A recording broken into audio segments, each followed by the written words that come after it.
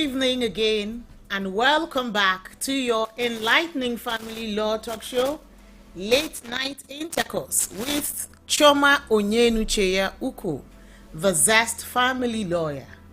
My apologies. We had a little technical hitch in the studio, but it's been resolved. It has been resolved. I'm so sorry for that.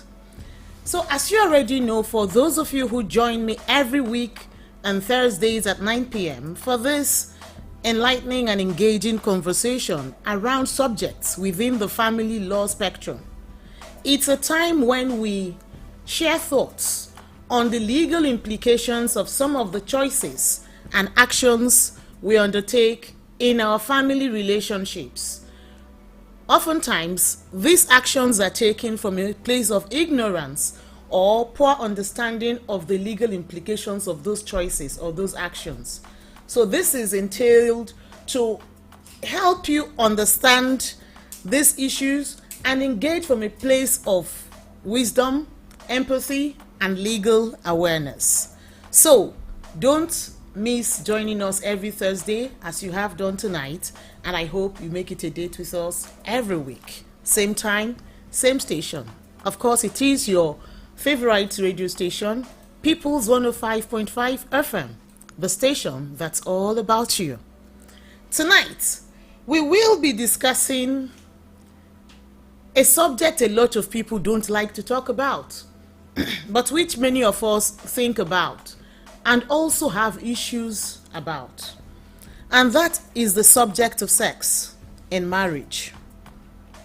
Does it have any legal implications? Are there situations where sexual relations, sexual intimacy, are there circumstances, are there issues, are there situations where they can have legal implications in a marriage? Are there situations where they can legally cause a breakdown in a marriage? Are there situations where a marriage can validly end just because of the subject of sex? What are those circumstances? What are those kind of situations? When will it be legal or valid for one to say that the reason why a marriage has come to an end, or a marriage has broken down irretrievably, or a marriage, is ruined, is because of the subject of sex? Where are those legal instances where the law permits for marriage to suffer those issues because of sex? The reason why we'll be having this conversation is because, as those of you who listen to me already know, and some of you also maybe from personal research or some other sort of education, some of you already know that in Nigeria, you cannot just up and leave your marriage. You cannot just end a union, a marriage union, because you've lost interest or for no reason at all. Our law does not permit that. We know that something that should be done with utmost seriousness, utmost responsibility, weighing the options, the pros and cons of the choice of that person, and also the choice of the type of marriage that person wants to enter into. And when that choice has been made, the proper thing will be that the person does all he or she can to ensure that he or she invests reasonably, invests adequately into that marriage union and nurtures it to growth and to endure. So, if that be the case, why then that? Amongst the many reasons why a marriage can end in Nigeria, one of the factors that could affect a marriage or that could cause a marriage to end in Nigeria, when, in what circumstances, in what situations does the law permit the subject of sex as a reason for the dissolution of a marriage, for the end of a marriage, for the termination of marriage? In what circumstances does the law allow for that to be? And I'll get right into it now. The first situation that the law recognizes, that the law permits, that the law will tolerate or the law will excuse as a valid reason for the breakdown of a marriage around the subject of sex, is where either party to that union or both parties to that union refuse to consummate the marriage union. I'm saying where consummation does not happen at all. A marries B, and after the marriage, for whatever reasons, A refuses to consummate that union sexually with B. A refuses to have sexual intercourse with B. B refuses to have sexual intercourse with A. By the provisions of the law, any situation where that happens and there is a willful and persistent refusal to consummate that marriage, the aggrieved party can actually approach the court and that union can be terminated. These prescriptions that I'm giving are based on the provisions of the Matrimonial Causes Act. They apply also in traditional settings, but not in a strict form, as I am saying now. We know that even in our families, for marriages under native law and custom, it will be, a serious offense if either party to a marriage union says that the other has refused for that marriage to be consummated after a protracted period. I am sure it is one of those circumstances where a family or a community can say, you have our support to come out of this marriage. In cases where bride price is paid, it may be a valid reason where the bride price is returned or where the bride price is demanded back.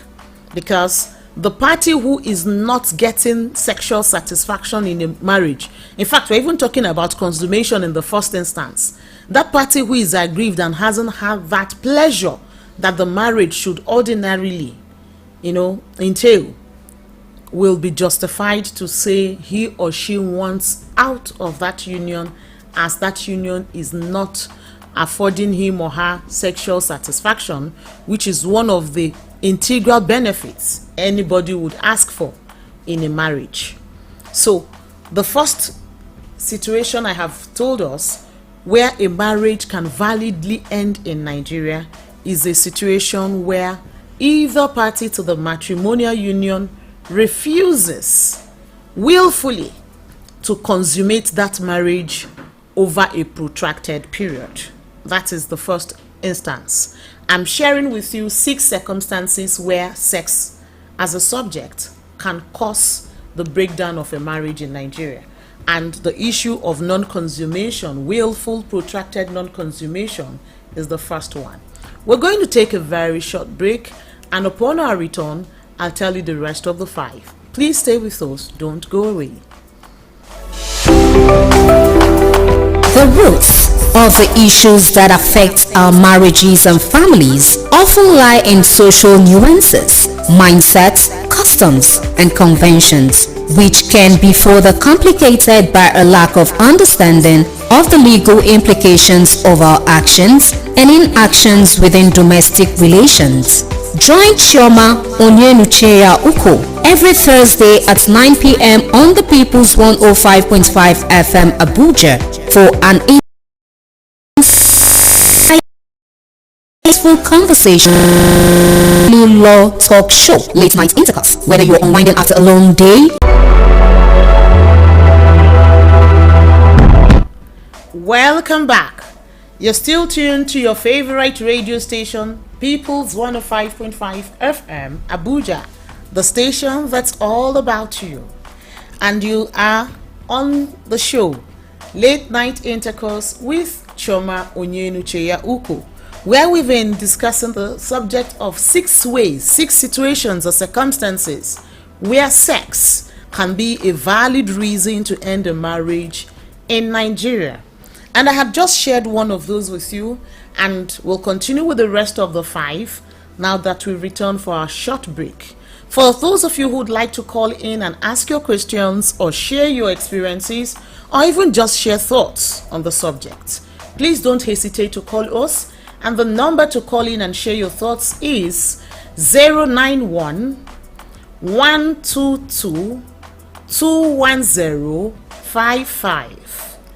I repeat, it is 091 1222 1055. You may also call us on 090 80 000 633 8090 80 000 633. Please also follow us across social media. On X, you'll find us at People's 105.5 FM. On Facebook, it is People's 105.5 FM Abuja. And on Instagram, it is People's FM _Abuja. And you can also follow the Zest Family Lawyer on Instagram and TikTok, and on Facebook as Chioma Onyenucheya Uko, and on other platforms. Then we'll proceed with the conversation while I wait for your call and take your questions as they come. The second situation where sex can be a valid reason for the termination of a marriage union in Nigeria is a situation of abandonment or desertion, where a spouse abandons the other or deserts the other. A situation where that happens for a protracted period of up to 1 year. The law says that the aggrieved party may, in that circumstance, rightfully bring a petition for the dissolution of that marriage, as that marriage can then be said to have broken down irretrievably. And looking at it, except where there is an understanding, except where there is a consensual resolve to desist from sexual intimacy or to suspend sexual intimacy, maybe for purposes of ill health or some spiritual exercise or any other reason that the parties consensually agree to, except in those circumstances where one abandons the other without their consent, because abandonment cannot happen if it is consensual. So what makes it abandonment, what makes it desertion, is that the consent, the approval of the aggrieved party was not sought by the deserting party. The deserting party left that union without considering or caring for the well-being, the welfare, the interest, the sentiments of the other party, the aggrieved party. So in that situation, of course you will agree with me that no intimacy, no sexual intimacy can continue to happen in a place of abandonment, because once abandonment has happened, it means that there is no physical closeness for that intimacy to continue. And if that desertion continues for a period of up to 1 year at a stretch, then the aggrieved party can approach the court or, opt out of that marriage union. So what it then means is that where the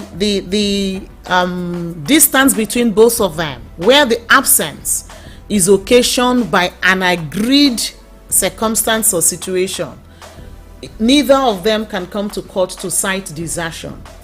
For example, where parties are separated, maybe due to employment reasons, career pursuits, education, health issues, any of those kind of situations, because there are circumstances where a couple may rightfully be apart from each other and it won't be a problem.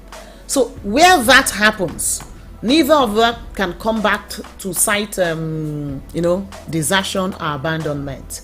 But if that desertion happened and was without the consent of the aggrieved party, then, and it happened for a protracted period, not that one party will stay away for 2 months and return, or stay away for 1 month and things like that. So long as in that interval no sex happened between the both of them, no intimacy happened between the both of them, then the aggrieved party may rightfully bring a petition for the dissolution of that marriage, and the law will, uphold it. The other will be where there is intolerable adultery by either party in the matrimonial union. So where either spouse commits adultery and the other is aggrieved by that adultery, and that other is not able to tolerate that adultery, that other cannot live with the knowledge that his or her partner, his or her spouse, has had sexual intimacy with another person, it is one of the valid grounds, one of the valid reasons that a person can adduce before the court to show that that marriage has broken down irretrievably. I think it's important that we take note of the words I use.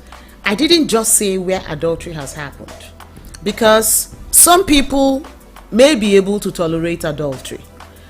While adultery may be an offense in some places, it is not a universal offense. And beyond not being a universal offense, the fact that a matrimonial union is a civil union also means that where the other doesn't find it offensive, since it is an offense that is against that spouse directly and not an offense against another, if you understand what I mean, if the person who should feel aggrieved over the fact of adultery does not feel aggrieved, then it will not be a valid reason to end a marriage. And if a person tolerates an adultery and forgives the spouse, they cannot turn around in future to cite that forgiven adultery as a reason why they've changed their mind that they're no longer interested in the union. And where that adultery was with the tacit approval or active approval of the other spouse, or the permission of the other spouse, or even encouragement of the other spouse, that spouse cannot also turn around to condemn or complain over something they had encouraged, they had supported, they had, they had approved. They cannot turn around to complain of that. I'll give an example. For those of you who are Christians, you're familiar with the story of Abraham and Sarah and Hagar, the maid of Sarah. In that story, as told by the Bible, Sarah had procured her handmaid, being Hagar, to sleep with her husband Abraham so that they could have a child, because Sarah hadn't been able to give Abraham a child since their many years of marriage. And Abraham accepted to sleep with the maid Hagar, and upon sleeping with Hagar, Hagar got pregnant and gave birth to a child. Now imagine that scenario played out in a Nigerian family today. It means that Sarah cannot turn around and say that because Abraham has committed adultery with Hagar, that she's no longer interested in the marriage. She cannot do that, because she actually encouraged Abraham to sleep with Hagar. So it happened with her clear approval. In fact, she initiated it, she suggested it. So what I'm saying is, except where that adultery was intolerable to the aggrieved party, it will not suffice as a ground or a valid reason or an ingredient or fact to adduce before the court as the reason why a marriage, can no longer continue. So the third reason I have given you is intolerable adultery. That is the third circumstance under Nigerian law where a marriage can validly end on a subject of sex. The other will be a situation where, there is criminal sexual activity by one of the parties in the union. And an example that you will easily understand will be subjects around, those sexual acts that the law forbids, that are unnatural, that are unacceptable. Now, these are not perceived as just an offense against an individual or an offense against the spouse in the union, a spouse in the union. They are an offense against the law of the land. And because they are an offense against the law of the land, it does not matter whether a party to that marriage found it offensive or not. The law finds it offensive. And once a party to the marriage can prove that the other party has perpetrated any of those unnatural sexual acts or have engaged in any of those unlawful sexual acts, once he or she is able to prove it, because you know that on subjects bordering on crime, it is not just enough to assert. In fact, in every matter you take before the court, you cannot only just assert a position or assert any fact. You must be able to prove it. In criminal matters, beyond reasonable doubt, and in civil matters, on the preponderance of evidence. You must prove every fact you assert, every averment you make before the court, anything you allege, you have to substantiate it with evidence. So for that party who is alleging that their spouse has engaged in any of those unnatural or criminal sexual relations or sexual acts, once they're able to prove it, the court will agree with them and hold that that marriage has broken down irretrievably and that marriage can validly end as prescribed under Nigerian laws. And some of those acts will include, having sexual relations or sexual intercourse with an animal, that's bestiality, or something like sodomy or incest. Those are criminal sexual, activities, and the law forbids any of these kind of activities, and a party in a marriage can opt out of the marriage where their partner, where their spouse has committed any of this kind of grievous sexual offenses. I will return in under a minute and I will give you the rest of the circumstances where sex can be a valid reason to end a marriage in Nigeria. Please stay tuned.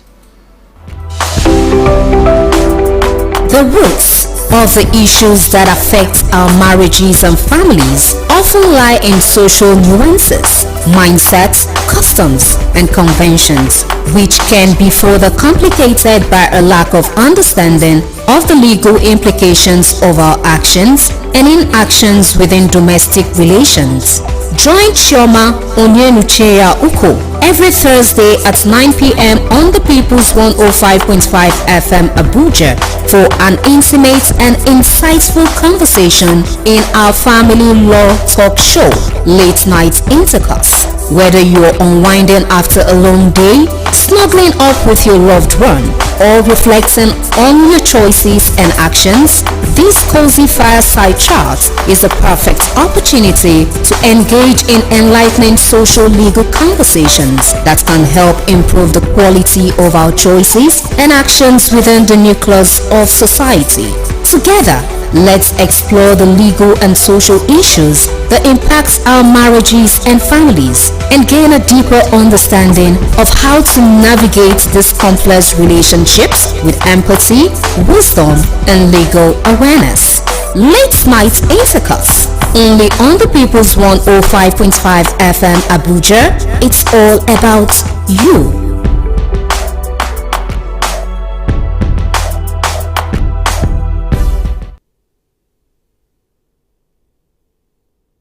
Uko. As you already know, this is the show that seeks to enlighten you on the legal implications of your actions and choices within your family and matrimonial relations.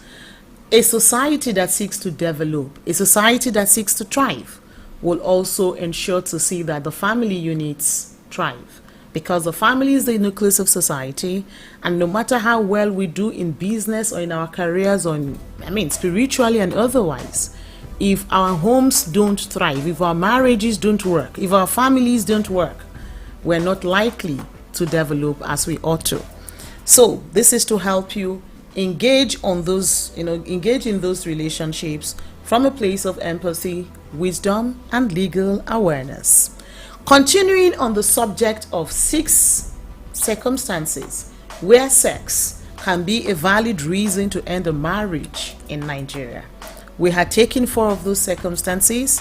I had mentioned a situation where there is a willful, protracted refusal to consummate the marriage union. That was the first situation I had cited for us.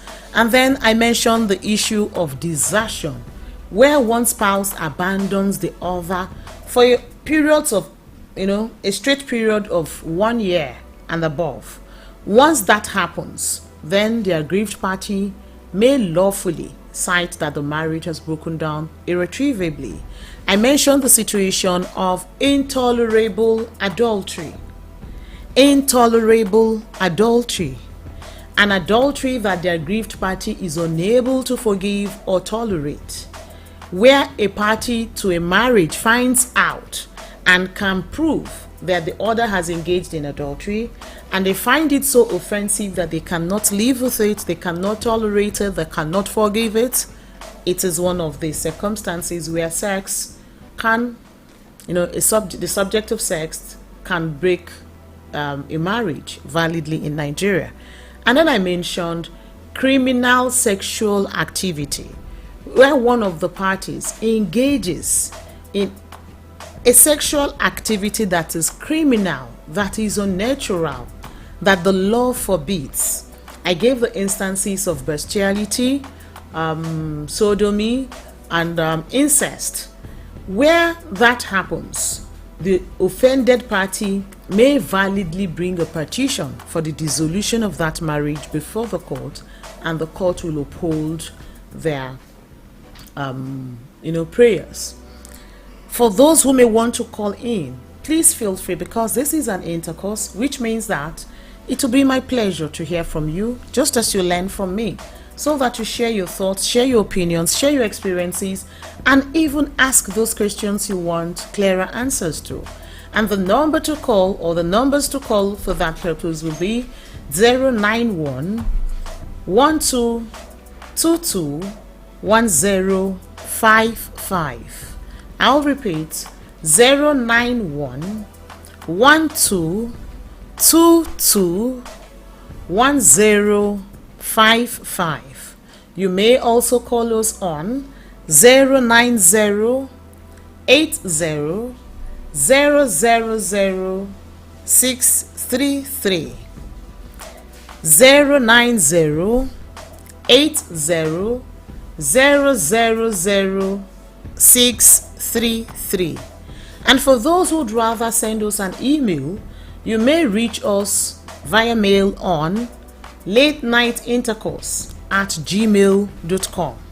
And please don't hesitate to follow us across social media handles: on X at People's 105.5 FM, Facebook People's 105.5 FM Abuja, and on Instagram on People's FM_Abuja.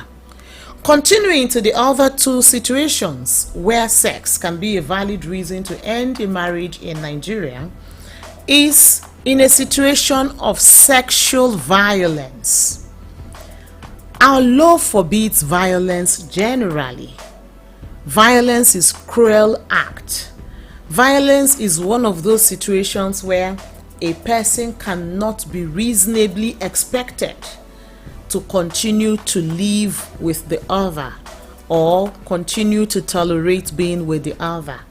It is one of those circumstances that a person cannot be reasonably expected to live with the other as a spouse.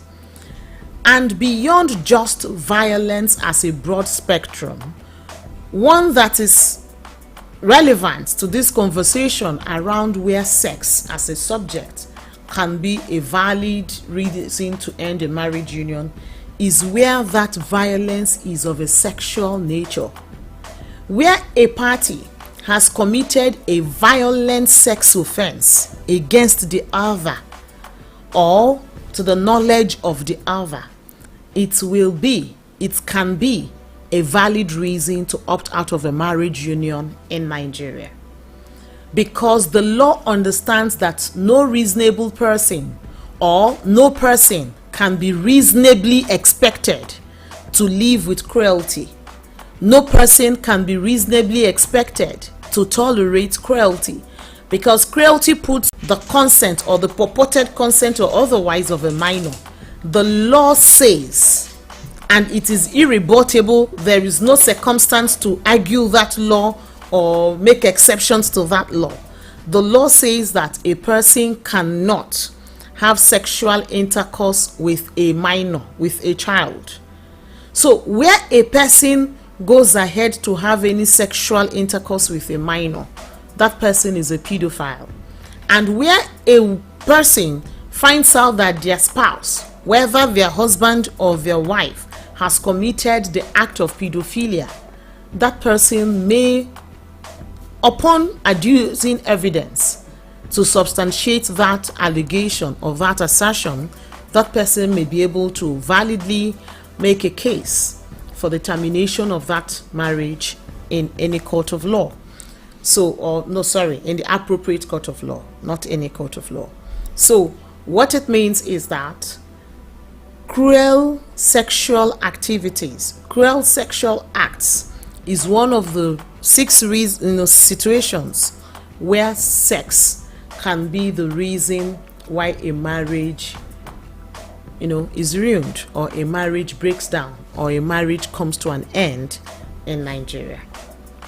The last, but by no means the least, will be a situation where there is the failure to restore conjugal rights. When we started, I said where parties fail to, where one party refuses, it's a willful refusal. No, I didn't say the person failed. I said where that party refuses to consummate that marriage union, it is a valid reason to adduce, to show the court that that marriage has broken down irretrievably. But the last one I am discussing now, which I have cited as the 6th situation that we're looking into tonight, where a marriage can be said to have broken down irretrievably on account of a sex matter, is a situation where one party fails or refuses to restore the conjugal rights of the other party. Now, what this means is that in law, in Nigeria, a person may approach the court to ask the court to order the other party to restore their conjugal rights. The law permits for that to happen. So, assuming the case of maybe in a situation of desertion, which was the second situation we looked at, where one party abandons the other and refuses to cater for their sexual needs and refuses to indulge them, the intimacy that they are entitled to within the marriage, and this happens over a protracted period. And I said it's not because one party is sick. I'm sure many of you will agree with me, and as I expect that you should know, while a person is entitled to sex in a marriage, where a party to a marriage is entitled to sex, it shouldn't also be to the detriment of the well-being of their spouse. So where for health reasons or some other maybe psychological or understandable reason, a spouse is unable to engage in sexual activities, what care means, what companionship should entail, what love should entail, is that the other is considerate enough to give them some space, cut them some slack, support them through that season until they come to healing or to recovery. That's another discussion entirely. But I'm saying that where this happens for a protracted period, a person may approach the court to ask that their conjugal rights be restored. So what that tells you is that the law forbids resorting to self-help. The law does not allow, the law does not excuse or permit anybody to resort to self-help. If the law felt that since a party in a marriage is entitled to sex, they should be able to take it, however, there wouldn't have been provision for anybody to approach the court asking for restoration of their conjugal rights. Anybody should have been able to forcefully take it because they believe it is their due or it is their right.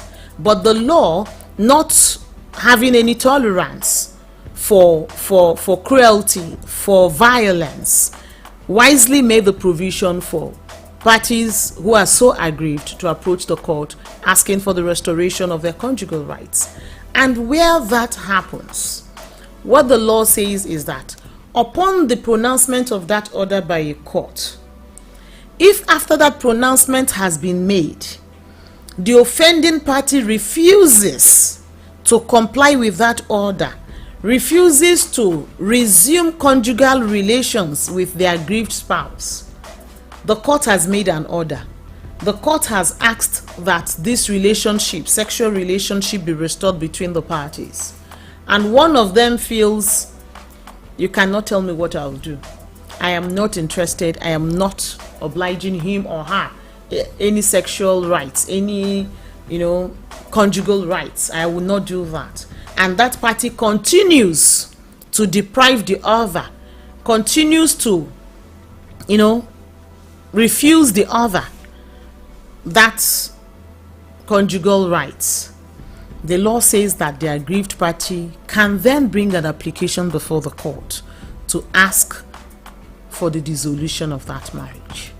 So a refusal to comply with the order of court for the restoration of conjugal rights is one of the evidence, is one of the facts, is one of the instances where a court can agree with anyone that a marriage has broken down irretrievably on account of a subject related to sex, and that marriage can be pronounced dissolved and parties can go their separate ways. So what I've shared with us tonight are 6 instances where sex, the subject of sex, can be a reason why a marriage comes to an end in Nigeria. And in case you have any question to ask in the remaining few minutes before we sign off air tonight, you may call the number 090 80 000 633. I repeat, 090 80 000 633. Feel free to call that number and ask your question, or you may also call our other line 091 12 22 1055. The number again is 091 12 22 1055. You may also send us a message via email at latenightintercourse@gmail.com. And if you're not already following us on any of the social media platforms, please feel free to follow us. You may follow us on Instagram as the Zest Family Lawyer, same on TikTok, and on Facebook it is Chioma Onyenucheya Uko, and on X it is at Onyenucheya Uko. And you may also follow the station that's all about you, People's 105.5 FM Abuja, on Facebook as People's 105.5 FM Abuja, on X at People's 105.5 FM, and on Instagram at People's FM_Abuja. And we'll be happy to continue to engage with you across these media platforms for continuous enlightenment, entertainment, and general engagements. It's been a good time sharing with you tonight. I didn't get your questions. I imagine that the subject was clearly understood and you didn't have need for further questions, or for any questions rather.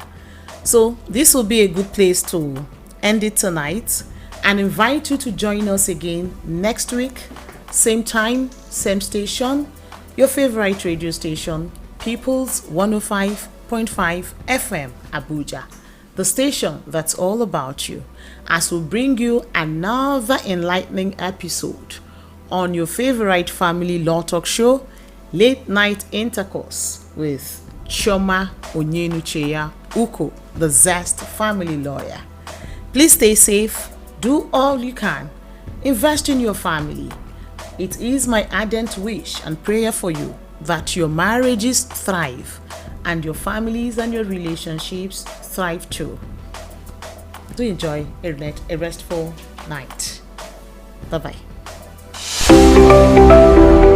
The